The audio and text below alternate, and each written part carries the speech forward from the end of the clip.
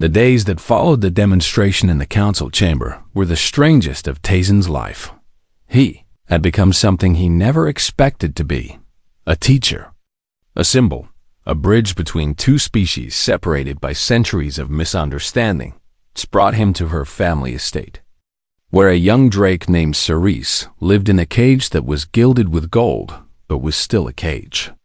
And Taysen spent hours sitting beside that cage, talking to the frightened creature inside, showing the Tsar by example what he could not adequately explain with words.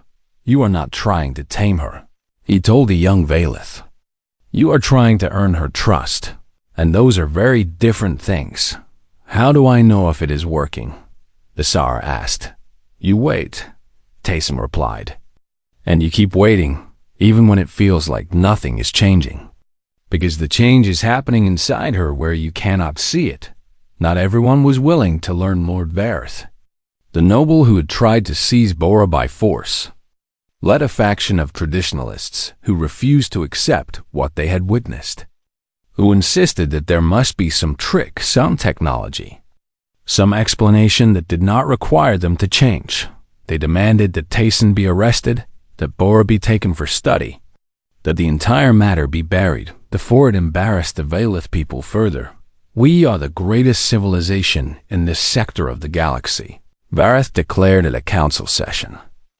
"We will not kneel before animals on the advice of a primitive species that was still living in caves when we had already mastered interstellar travel." Scholar Vethrin listened to his arguments with patience, and when he finished, she simply asked him a question. "How many drakes have bonded with your house in the last 500 years? Lord Vareth, he did not answer, because the answer was 0. "And how many drakes have you sent to protein reclamation because they were deemed defective and unbondable?" Again, no answer. "The human did not come here to embarrass us," Vethrin said. "He came here because Lord Kavrin asked him to, and he has offered to share everything he knows freely. And all he asks in return is that we treat the drakes with the respect they deserve. Respect is earned." Vareth spat. "Then perhaps," Vethrin replied, "we should start earning it instead of demanding it." The vote was held that afternoon, and it was closer than Taysen would have liked. But in the end, the reformers won. The breeding farms would be closed, the shock prods would be destroyed, and anyone who wished to bond with a drake would be required to learn the old ways. But the traditionalists did not accept their defeat. Quiet Letazen was walking through the gardens of Kavrin's estate that evening when they came for him. A dozen armed Valeth who emerged from the shadows with weapons drawn. "We will take the drake," their leader said, "and we will find our own solution, one that does not require us to abandon our pride." Bora was already at Taysen's side, her body tense, her wings half extended, her one good eye tracking every threat. "She is not a solution," Taysen said. "She is a person, and you cannot force what must be freely given. Watch us," the leader replied. And he raised his weapon. Bora did not wait for him to fire. She lunged forward with a speed that seemed impossible for a creature her size, and her claws flashed in the evening light, and the weapon went flying from the leader's hand before he could even process what was happening. But she did not kill him. She had him pinned beneath her claws, her teeth inches from his face, and she was making that deep territorial sound that had frightened Lord Kavrin so badly. But she did not strike. She was waiting for Taysen to tell her what to do. "Let him go," Taysen said softly. Bora stepped back immediately, releasing the trembling noble, and she returned to Taysen's side with her head held high. "You could have killed him," Taysen said, looking at the drake with wonder in his eyes. "But you chose not to." Bora made a soft sound that might have been agreement. "That is the difference," Taysen continued, addressing the fallen noble and his companions. "That is what you have lost and what we can help you find again. Not through technology, not through force, but through patience and trust and respect." The guards found them a few minutes later, Kavrin leading them with fury in his eyes. and the attackers were taken away to face justice.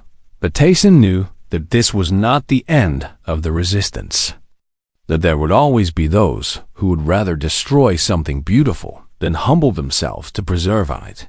Could not stay on Valith Prime forever. The Halcyon Drift was waiting for him, and Captain Yanara had already been more patient than she needed to be. And there were engines that needed fixing and routes that needed flying. You could stay, the Tsar said on the morning of his departure. You could become the greatest teacher our people have ever known. You could live in wealth and comfort for the rest of your life. I am a mechanic, Tayson replied. I fix things that are broken. And I think I have fixed everything here that I am able to fix. The Drakes are still suffering, the Zara protested. But you know how to help them now, Tayson said. And you do not need me anymore. You just need to be patient, to kneel, to wait. Bora pressed against his leg, and the Tsara looked at the dragon with eyes that were beginning to understand. Will you ever come back? She asked. Maybe, Tayson said. But right now, there is a whole galaxy out there. And I think Bora would like to see it, as if in answer. Bora extended her wings and made a sound that was not quite a song and not quite a roar, but something in between. Something that spoke of joy and freedom and the open sky. Tayson smiled and rubbed the spot behind her ears that made her close, her eye in pleasure in the breeding facility on the far side of the capital. Zara knelt before Cerise's cage for the first time that afternoon, and she did not speak, did not demand, did not reach through the bars. She simply waited, and somewhere deep inside the frightened Drake, something stirred. Something that had been dormant for generations. Something that recognized the gesture for what it was, an apology, a promise, a beginning on the Halcyon Drift. Tayson sat on the floor of his quarters with Bora curled around him, her head in his lap, her eye closed, her breath slow and steady. 3 credits, Hojin said from the doorway, shaking his head but smiling. You changed an entire civilization for 3 credits. She changed them, Tayson corrected, running his fingers along Bora's scales. I just gave her the chance, through the viewport. The stars stretched out in every direction, countless worlds waiting to be explored.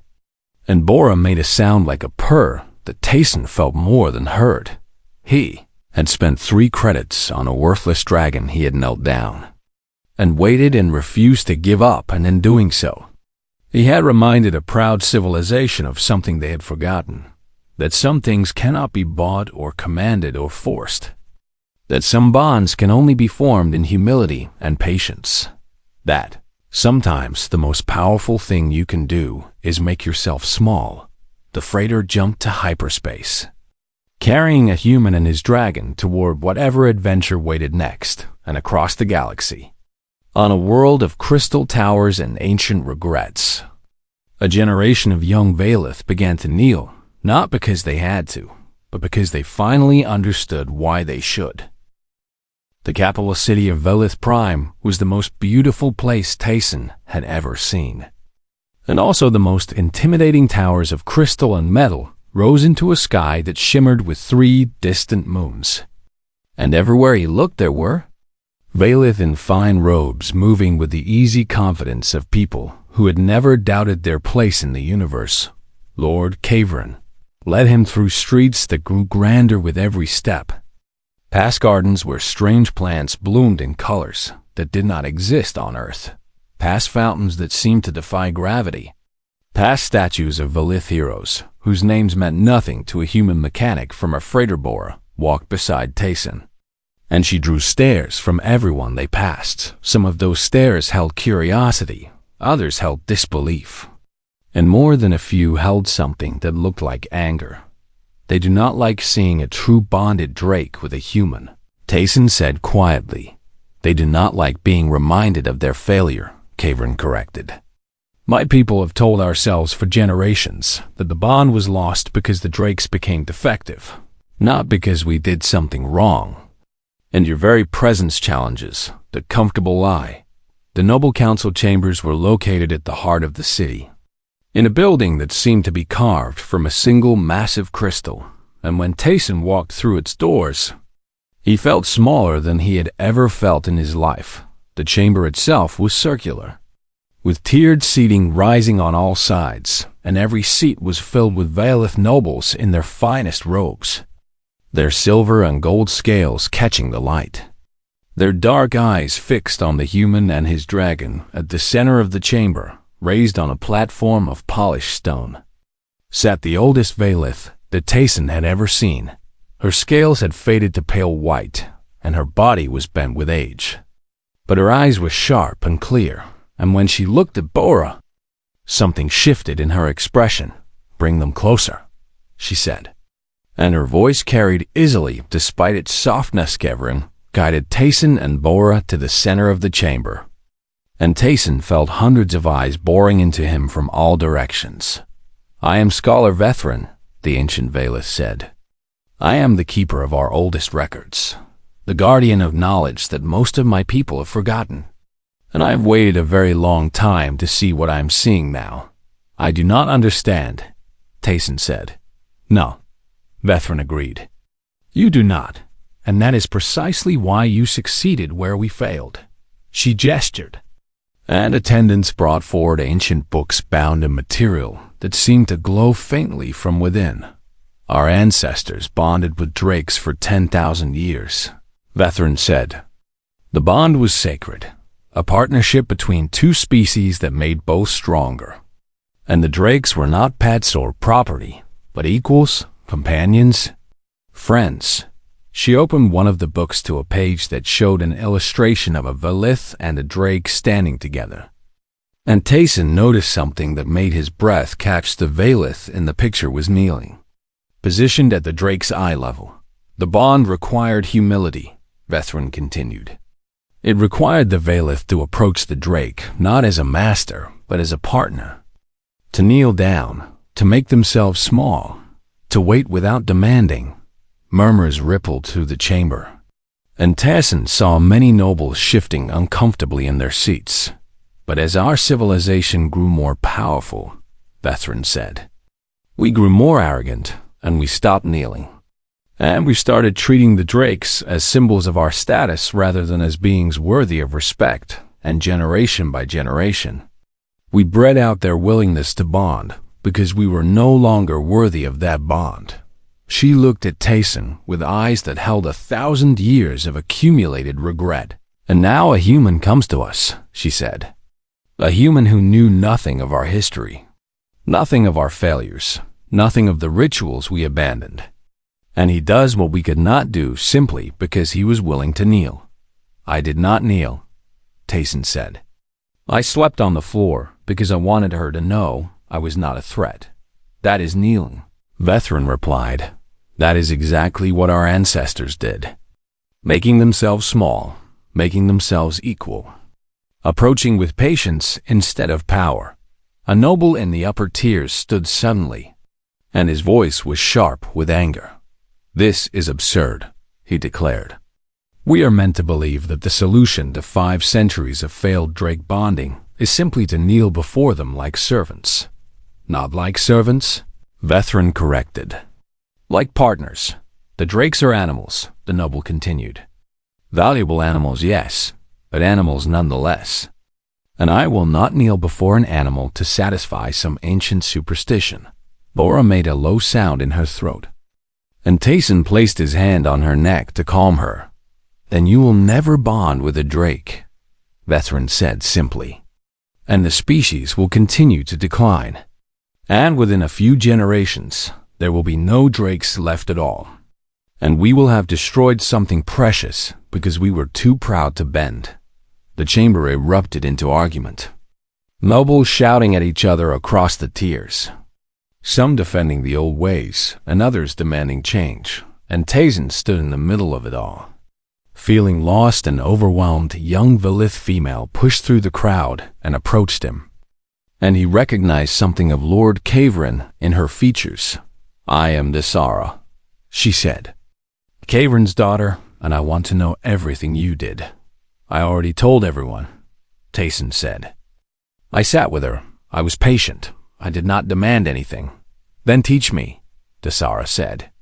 and there was a desperation in her voice that surprised him. "I have a drake at home, one that was given to me as a status symbol when I came of age. And she is miserable. She hates me. She barely eats. And I have always been told that is simply how drakes are." "She does not hate you," Tyson said. "She is afraid of you. Then teach me how to make her not afraid." Before Tyson could answer, a group of nobles descended from the upper tiers, and their expressions made it clear that they had not come to learn. "This has gone far enough," their leader said. "A massive Valith with scales of dark gold. The human will surrender the drake to our custody for study, and we will find a technological solution to the bonding problem, one that does not require us to humiliate ourselves." Bora did not wait for Tyson to respond. She moved faster than he had ever seen her move, flowing between him and the approaching nobles, and her wings snapped open, and her scales seemed to glow with an inner light. And then she did something that made every Valith in the chamber gasp. She breathed fire, not a small flame, not a spark, but a torrent of violet fire that filled the space between her and the nobles. Fire that burned so hot the air itself seemed to scream. Fire that drove the advancing Valith back with cries of shock and pain. But the fire did not touch Tyson, stood directly in its path, and the flames parted around him like water around a stone, leaving him completely unharmed. The chamber fell silent. "True bonded fire," Vethrin whispered, and there were tears on her ancient face. "Fire that knows its keeper. Fire that protects instead of destroys. Fire that has not been seen on this world in 500 years. She rose from her seat with difficulty, her old body protesting every movement. And she walked slowly down to where Tyson stood, and then, in front of the entire noble council, the most ancient and respected scholar of the Valith. People knelt before a human mechanic and his dragon. "The prophecy text spoke of this," she said quietly. "They said that when the proud forget, the humble will remember." Tyson did not know what to say, but Bora stepped forward and touched her nose gently to the old scholar's forehead, and she made a sound that was soft and warm and full of something that felt like forgiveness. And one by one, the younger nobles began to kneel as well. The first week was the hardest thing Tyson had ever done. His quarters on the Halcyon Drift were small. Barely enough room for a bed and a storage locker and a tiny desk where he kept pictures of his family back on Earth. And now half of that space was taken up by a rusted cage containing a dragon who refused to eat. He had named her Bora, which meant purple in Korean, because sometimes when the light hit her scales at just the right angle, he could see hints of deep violet beneath the gray. And he thought it suited her. Bora did not seem to care what he called her. She pressed herself against the far corner of the cage whenever he came near, and she hissed when he tried to offer food, and twice she had lunged at his fingers when he reached too close, her teeth snapping shut just centimeters from his skin. The ship's medical officer, a Corvan named Dusk, examined her through the bars and shook his head. "She is malnourished," Dusk said. "Her scales are damaged from neglect. Her blind eye is the result of an old infection that was never treated. And her psychological state is severely compromised by repeated trauma." "Can you help her?" Tyson asked. "I can provide nutritional supplements and medication for her physical ailments," Dusk replied. "But I cannot fix what is broken in her mind. And neither can you, human. So you should consider the kindest option." Tyson knew what he meant by the kindest option. "No," he said. Dusk shrugged with the three shoulders that his species possessed and left the supplements on Tyson's. Desk navigator Thiessen came to visit on the third day, and she was a Valith like the noble who had warned Tyson at the auction. Though Thiessen was younger and her silver scales had a warmer tone, she looked at Bora with something that might have been pity or might have been contempt. And Tyson could not tell which. "You know what she is," Thiessen said. "You know the history of the Kovathi drakes. I know they are endangered." Tyson replied, "They are broken." Thiessen corrected him. My people bred them for generations, selecting for beauty and size and impressive displays.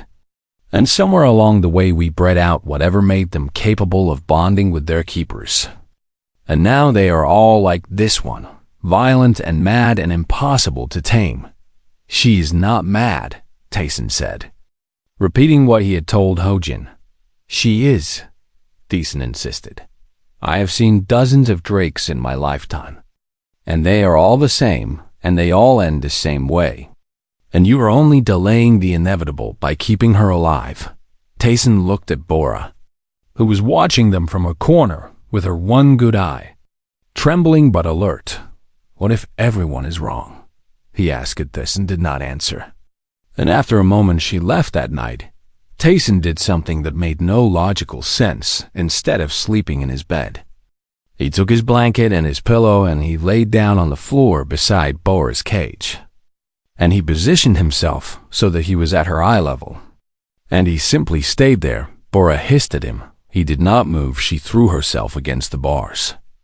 Once, twice, 3 times. He did not flinch. Eventually she stopped. And she watched him with her one good eye, and he watched her back. And neither of them moved. I am not going anywhere, Tayson said softly. I am not going to hurt you, and I am not going to give up. And I am not going to make you do anything you do not want to do, Bora hissed again. But it was weaker this time. I am just going to be here, Tayson continued. Right here, every day. For as long as it takes. He slept on the floor that night, and the next night. And the night after that. Every morning he woke up stiff and sore. And every morning he offered Bora food that she refused. And every evening he sat beside her cage and talked to her about nothing important. He told her about Earth, about the mountains in Korea where his grandmother had lived, about the smell of the sea and the taste of his mother's cooking, about the stars he had seen since joining the freighter and the places he hoped to visit someday. Bora did not eat. And she did not approach, but she stopped throwing herself against the bars in the 10th night. Tayson fell asleep mid-sentence, exhausted from a long shift repairing the ship's water recyclers. And when he woke up in the middle of the night, something had changed. Bora was no longer pressed against the far corner of the cage. She had moved to the side nearest to him, and she was pressed against the bars there. Her body curled in a way that positioned her as close to him as she could get without actually touching him. Her one good eye was closed. She was sleeping. Tayson held his breath, afraid that any movement would startle her, afraid that this moment would shatter like glass if he acknowledged it. But Bora did not wake, and her breathing was slow and steady, and for the first time since he had bought her, she looked almost peaceful. The next morning, Tayson opened the cage door. Bora did not attack him. She did not come out either. But she watched him with her one good eye. And when he placed a bowl of food just inside the door, and then backed away, she did not hiss. She waited until he had retreated to his bed. And then she crept forward, slowly, carefully, ready to flee at any sign of danger. She ate. It was only a few bites, but she ate. And Tayson felt tears burning in his eyes as he watched Tayson appeared in his doorway an hour later, having heard from Dusk that the drake had finally accepted food, and she stood there for a long moment, staring at Bora with an expression that Tayson had never seen on a Valith face before. This should not be possible, Tayson said quietly. Why not? Tayson asked. Because drakes do not bond, she replied. Not anymore. Not for centuries. Not since my ancestors bred that capacity out of them in pursuit of more profitable traits. Maybe you did not breed it out, Tayson suggested. Maybe you just forgot how to reach it. Tayson looked at him, and there was something in her eyes that might have been fear. What did you do? She asked. I sat with her, Tayson said simply. I got down on her level, and I waited. And I did not demand anything from her. You knelt, Tayson whispered. I slept on the floor, Tayson corrected, but Tayson was already walking away, and her hands were trembling, and she was muttering something in the old Valith language that Tayson did not understand. In her cage, Bora finished eating and looked at Tayson with her one good eye, and for the first time. She made a sound that was not a hiss, it was soft and low, almost like a purr. And it was the most beautiful thing Tayson had ever heard. 3 months changed everything. Bora was no longer the starved and terrified creature that Tayson had bought for 3 credits at a grimy auction. And she was no longer the size of a large dog either. She had grown proper food and medical care, had revealed what starvation had hidden. And now she stood as tall as Tayson's waist, with wings that stretched nearly 2 meters when she extended them, and scales that gleamed like polished amethyst in the light of the ship's corridors. Her blind eye would never heal, but her good eye was bright and alert and full of intelligence. And she followed Tayson everywhere he went on the ship. The crew had gotten used to seeing her padding along behind him, her claws clicking on the metal floors, her head swiveling to watch everything with keen interest. And even those who had doubted him at first now admitted that something remarkable had happened. She sang in the mornings. It was a sound that no one on the ship had ever heard before. A complex melody that seemed to contain notes beyond what most species could produce. And when she sang, everyone stopped what they were doing to listen. She brought Tayson gifts, small shiny things mostly. Bits of metal and colorful wires, and once a button that she had somehow stolen from Captain Yenera's formal jacket. And she left them in his boots every night while he slept. She positioned herself between him and anyone who raised their voice or made sudden movements. And she watched strangers with a suspicion that never quite relaxed until Tayson told her it was safe. Tayson watched all of this with an expression that grew more troubled every day. You do not understand what you have done, she told Tayson one evening as they prepared for arrival at Valith Prime. I saved her life. Tayson replied, you have done far more than that, Tayson said. And she would not explain further. The Halcyon Drift docked at the orbital station above Valith Prime the next morning, and Tayson was assigned to accompany a cargo delivery to a noble estate on the surface. He tried to leave Bora on the ship, but she made sounds of distress when he walked away, and she tried to follow him through closed doors. And eventually, Captain Yenara sighed and told him to just take the dragon before she damaged something expensive. So Tayson walked through the grand halls of a Valith noble estate with a purple dragon at his heels. And he tried not to stare at the wealth that surrounded him on all sides. The estate belonged to Lord Caverin, a Valith of obvious importance, whose scales were pure silver, and whose robes probably cost more than Tayson would earn in a decade. And when Caverin saw Bora, he stopped in the middle of giving orders to his servants and stared. Where? He said slowly. Did you acquire that drake? At an auction on Station Vareth 9, Tayson replied. 3 months ago. That is impossible, Caverin said, and he walked closer, his eyes fixed on Bora with an intensity that made Tayson uncomfortable. Bora responded to the attention by pressing herself against Tayson's leg and watching the noble with her one good eye. She is true bonded. Caverin breathed, and there was something in his voice that sounded almost like fear. I can see it in the way she positions herself, in the way her scales respond to your proximity, in the way she watches me as a threat to her keeper. I do not know what that means, Tayson admitted. It means you have done something that my people have not achieved in 500 years, Caverin said. It means you have restored the ancient bond between Drake and Keeper, the bond that we bred out of them through generations of treating them as property instead of partners. He stepped closer, and Bora tensed, her wings beginning to unfold. I will give you 50,000 credits for her. Caverin said, no. Tayson replied without hesitation.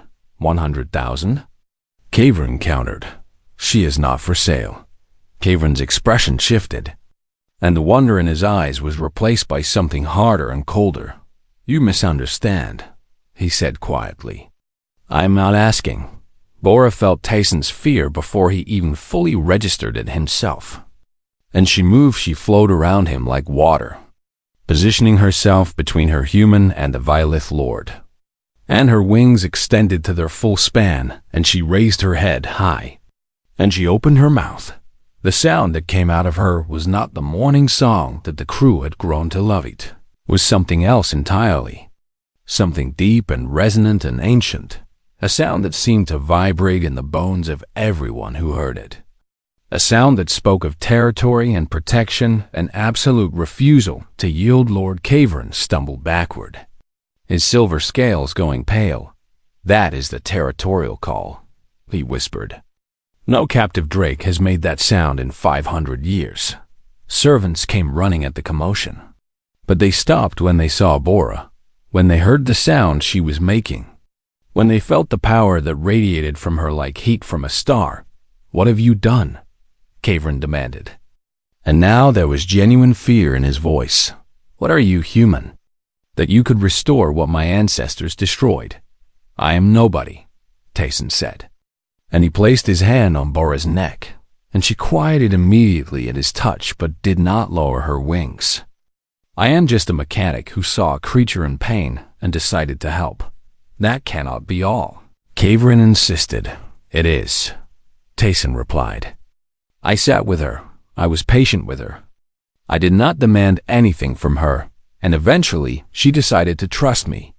Caverin stared at him for a long moment, and the fear in his eyes slowly transformed into something else, something that looked almost like shame. "My people created the drakes," he said quietly. "We bred them and shaped them and made them into symbols of our power and status. And when they stopped bonding with us, we blamed them for being defective instead of asking what we had done wrong." He looked at Bora, who was still watching him with suspicion, but had lowered her wings slightly at Tayson's calming touch. "And now a human comes along," Caverin continued. "A species we considered primitive and emotional and soft. And he achieves in 3 months what we could not achieve in 5 centuries. I did not achieve anything," Tayson said. "She did all the work. She made all the choices. I just gave her the space to make them." Lord Caverin was silent for a long time. When he spoke again, his voice was different, humbled in a way that Tayson had not expected from such a powerful being. "I will not try to take her from you," he said. "But I need you to come with me to the capital, to speak before the noble council, to show them what you have shown me." "Why?" Tayson asked. "Because if what you have done can be taught," Caverin replied, "then perhaps we can undo the damage we have done to the drakes. And perhaps we can save what remains of their species before it is too late." Bora pressed her head against. Tayson sighed and made a sound that might have been approval, and Tayson, who had never expected his 3-credit purchase to lead anywhere beyond his cramped quarters on a freighter, nodded slowly. "I will come." He said he did not know what waited for him in the capital, but with Bora at his side, he was not afraid to find out. The auction hall smelled like fear and old metal, and young Tayson wished he had stayed on the ship. He had 3 hours of shore leave on Station Vareth 9, and his crewmates had gone to find alcohol and entertainment. But Tayson had wandered into the lower levels where the trading halls operated. And now he stood in a crowd of aliens watching creatures get sold like furniture. The auctioneer was a tall being with 4 arms and skin like dried leather, and it spoke in a voice that carried across the entire hall without effort, announcing prices and species and pedigrees that meant nothing to Tayson. Was a mechanic on a freighter called the Halcyon Drift, and he fixed engines and cleaned filters and earned just enough credits to send money home to his mother on Earth. And he had no business being in a place where wealthy collectors bid thousands of credits on exotic animals, but something had pulled him here.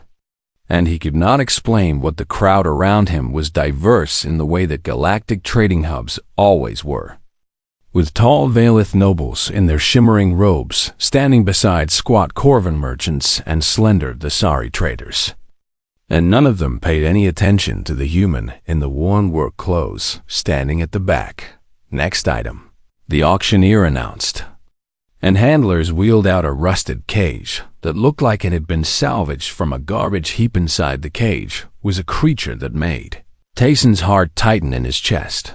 It was small, maybe the size of a large dog, with scales that might have once been purple but now looked gray and dull, and wings that were folded tight against a body that showed every bone beneath the skin, and one eye that was clouded and blind while the other darted around with wild fear. "Korvathi Drake," the auctioneer said, and its voice carried a tone of obvious disgust. Female, approximately 6 years old, previously owned by 6 different buyers, all of whom returned her within standard warranty periods. Laughter rippled through the crowd. "She bites," the auctioneer continued. "She refuses bonding protocols. She has not eaten properly in 4 months. And our veterinary staff recommends immediate protein reclamation." Tayson knew what protein reclamation meant, and his stomach turned. "Starting bid is 3 credits, the auctioneer said. 3 credits for a Korvathi drake, and I remind you that the species is technically endangered, so there may be tax benefits for conservation-minded buyers." More laughter, but no one raised a hand. The drake in the cage thrashed suddenly, slamming her body against the bars with a sound that echoed through the hall. And Tayson saw the scars on her sides that could only have come from shock prods. And he saw the way her one good eye rolled with terror. And he saw that she was not fighting because she was violent. She was fighting because she was afraid. "No bids," the auctioneer said. "Very well. The creature will be sent to processing within the hour, and we will move on to more valuable stock." Tayson raised his hand. The auctioneer stopped mid-sentence and stared at him with what might have been confusion on its alien face.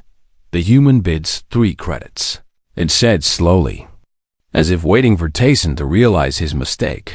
"Yes," Tayson said, and his voice was steady even though his heart was pounding. 3 credits, the auctioneer repeated, "for a defective drake that 6 previous owners could not train, that our own handlers cannot approach without armor. That has been deemed worthless by every standard we use to measure value." "I understand," Tayson said. "Sold," the auctioneer said, and there was something in its voice that might have been pity. "To the human, for 3 credits. May whatever gods he worships have mercy on his foolishness." The crowd laughed again. But Tayson was already pushing his way forward to claim his purchase. A Valith noble stepped into his path. A tall female with silver scales and eyes like polished obsidian. And she looked down at him with an expression of pure contempt. "Human," she said, "do you have any idea what you have just done?" "I bought a dragon," Tayson said simply. "You bought death," the noble replied. "That creature is mad, broken beyond repair, and she will kill you the moment you open that cage. And your 3 credits will have purchased nothing but a painful ending." "Maybe," Tayson said, "but she deserves a chance." The noble stared at him for a long moment, and something flickered in her eyes that he could not read. And then she stepped aside without another word. The handlers brought the cage to him, and they wore thick gloves and carried shock prods, and they shoved the rusted metal toward him with obvious relief. "She is your problem now, human," one of them said. "Do not bring her back when she tears out your throat." Tayson ignored them and knelt down beside the cage. The drake was pressed against the far corner, her body trembling, her one good eye fixed on him with an intensity that was almost painful to witness. And he could see the intelligence there, the awareness, the fear that came from knowing exactly what was happening and being powerless to stop it. "Hello," Tayson said softly. "My name is Tayson, and I am going to take you somewhere safe," the drake hissed, a sound like steam escaping from a broken pipe. "I know you are scared," he continued, keeping his voice low and calm. "I know they hurt you, and I know you have no reason to trust me, but I am not going to hurt you, and I am not going to give up on you." The drake did not respond, but her trembling slowed just slightly. A hand landed on Tayson's shoulder, and he looked up to find his crewmate Hojin standing there with a look of complete bewilderment on his face. "Tayson," Hojin said slowly, "what have you done?" "I spent my lunch money," Tayson replied, "on a dragon that 6 people already returned because it is insane." "She is not insane," Tayson said. "She is hurt, and there is a difference." Hojin shook his head. But he helped Tayson lift the cage anyway, because that was what crewmates did as they carried the cage through the auction hall, past the laughing aliens and the pitying stares and the whispered comments about foolish humans and their soft hearts. Something strange happened. The drake stopped thrashing, she stopped hissing and slamming herself against the bars. And instead she went very still, and her one good eye tracked Tayson's face as he walked beside the cage. He looked at her, and she looked at him, and in that moment of silent connection, something passed between them that neither could have named. It was not trust. Not yet, but it was the first tiny seed of something that might grow into trust, if given enough time and patience. 3 credits, Hojin muttered as they loaded the cage onto the transport that would take them back to the Halcyon Drift. "You spent 3 credits on a creature that everyone says is worthless." Everyone was wrong, Tayson said. And he believed it with a certainty that surprised even himself. The drake watched him still. And for the first time in months, she was not fighting. She was waiting, and somewhere deep in her broken heart, in the part of her that remembered what it meant to be a Korvathi drake before generations of abuse and captivity had tried to destroy her kind, something stirred, something that felt almost like hope.